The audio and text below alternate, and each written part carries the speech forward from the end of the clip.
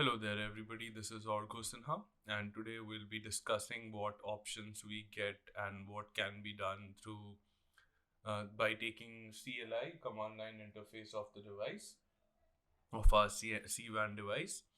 So to begin with, we'll go ahead and connect our device through a LAN port. So I'm using the first LAN port and my laptop's LAN port, and I'm using an Ethernet cable to connect those two. So by default, if you're using a new device and haven't really configured LAN yet, then you'll be getting a 60, you'll getting an IP of 192.168.64.1 on the device. And on the DHCP network of this, you'll be getting an IP address to your laptop. So right now, as I have already configured it, if I go ahead and do if config, IP config, you'll see that my Ethernet cable is getting address of 65.11, which means that I'm connected to Tenet Delhi. Just to let you know that Tenet Delhi is a cWAN device and it is connected to the internet via two 4G SIM cards. So we'll go ahead and SSH into the device so that we can take CLI of it. So to SSH, we'll just have to type in SSH. You can even use putty or any software like that, but I'm just using the command line. So SSH minus P for port, and then we'll enter the port number, which is 1222. The user ID is router, and then we'll add in the IP address, which is 65.1 for Delhi. And last for us for our password, we'll go ahead and enter the password. And as you can see, we are all logged in right now, and it will display a couple of important things. It will display. So the first thing is that the version number is right below the welcome to cWAN. And then down below you'll see the host name, the date and time. Do check the date and time, and if there's any internet issues, you might want to check the date and time first, because if the date and time is not wrong, there might be a lot of issues that might come up. And the product ID is also important for many features. So this is how you can get the product ID from the CLI interface. Moving into our options, we have to begin with, we have logout, which will basically end this terminal. And if we go ahead and press 0 here, we basically the connection gets closed and we are kicked out of the terminal. So I'll just go ahead and log back in, and there you go. So now the option 1 basically gives us all kinds of information about the devices, from what the management tunnel status is, as well as our two SIM card interfaces with their gateways. And then we also have our host name, date, firmware version, build name, as well as product ID. And we can also check out our provider server as well as management URL here. And as you can see, this shows us all the gateway and DNS as well. So that's all about option 1. And option 2 is for provisioning. As you can see, once we press in option 2, then we are to enter management URL and access key, which I'm not going to do right now because I have already onboarded the device. So this can be easily found if you want to onboard a device to your tenant. So you can just go ahead and go to APN access, and these things basically go here and lets you onboard the device. The next option is option 3, which is checking the status of management tunnel. So if we press 3, as you can see, the status is up as we are already connected to our provider. And then we have option 4. So if we want to configure a custom APN, as you can see, we have two interfaces which are LTE interfaces. So we can go ahead and select any of the interfaces, and it will ask us to enter the needful here. So we'll just go ahead and skip that option for now. Then we have option 5, which basically helps us disable or enable WAN interfaces, as in LTE WAN interfaces. As you can see, we have two interfaces on this device. So it is giving us options to either enable or device any of the device according to what number we select. So for now, we won't be making any changes. So we'll just press 0 and go back to the previous option. Now for the next option, we have set IP address, which helps us set static IP address. So if we select any of the interfaces, you can see you can set a static IP address and then enable, disable DHCP. Pretty straightforward options here. Then we have delete static IP addresses, which exactly does what the other option undoes what the other option does. So if we go ahead and press 7 here and go for 2, it will help us remove the IP address. As you can see, there's no IP addresses here, so it failed to delete, but we don't want to delete the IP address right now, so we won't be pressing option 1. So that's all about deleting static IP address with option 7. Option 8 also can be used as system info, as it shows some of the information that we get when we press system info, which is our option 1. So it'll give you a brief of the interfaces and the names of the interfaces. Like Ethernet 3 is basically a LAN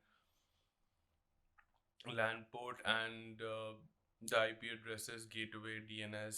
So a gist of IP addresses and interfaces can be shown with option 8. Moving on to option 9, we have default gateway, which lets us set a default gateway for the device. Then we have option 10, which shows us route. Like as you can see, I'm connected to the Tenet HQ, our headquarters, which is located at 64, and then 65 is our IP address, 66 is Mumbai Tenet, and we have some other IP addresses, and as you can see, they are connected through these tunnels. So this is the tunnel IP of the hub side, basically the HQ side. So that pretty much covers option 10. Now if we go to option 11, this is a pretty nice option where you can go ahead and use a IP address that you know to be working. So what it will do, it will go ahead and ping that address from every interface available. So if, as it has two connections here, two WAN connections here.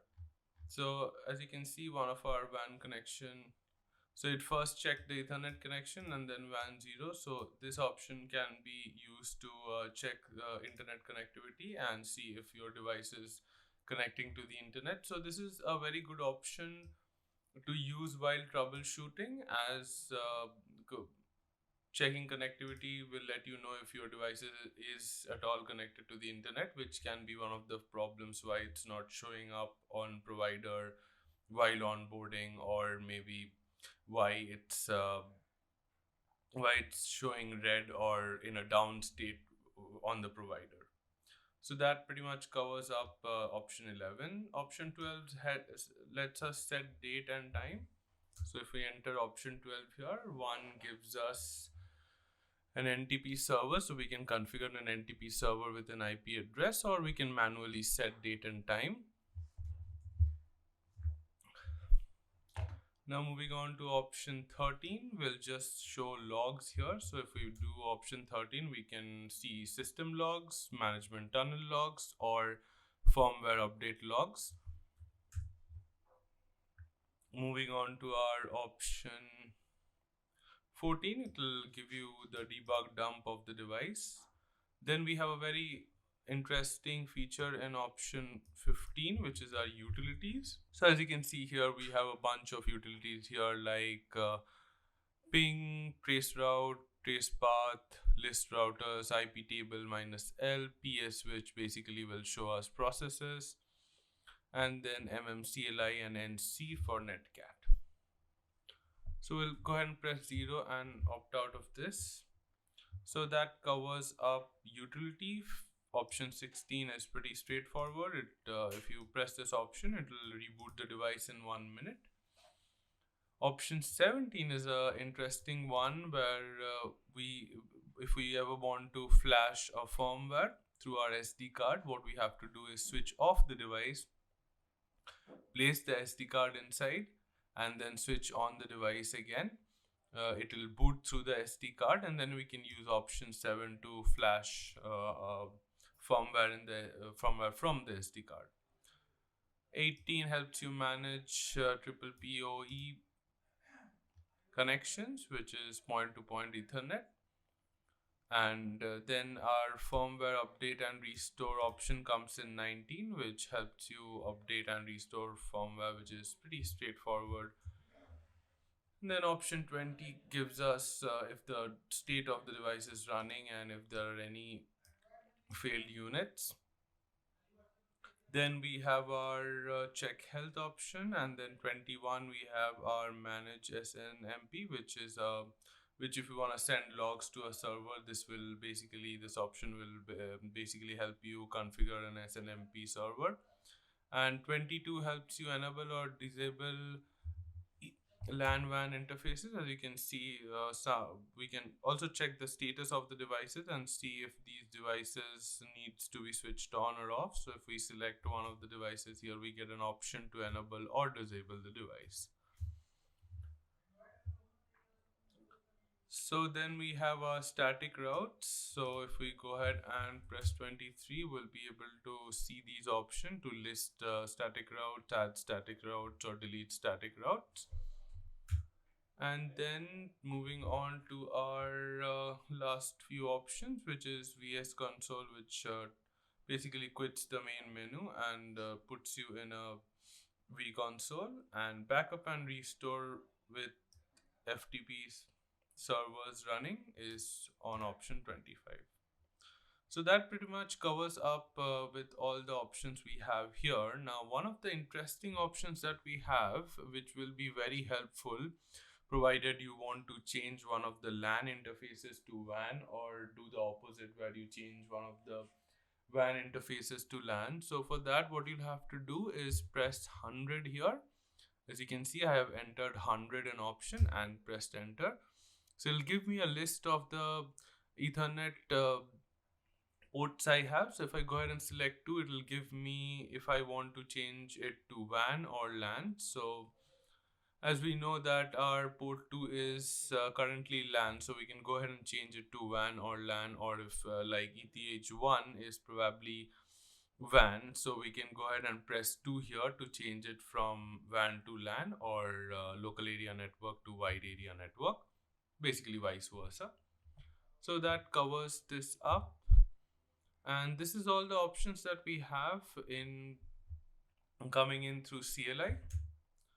So now I'll just go ahead and log out, and that's pretty much it for this video. Thanks for watching. Bye.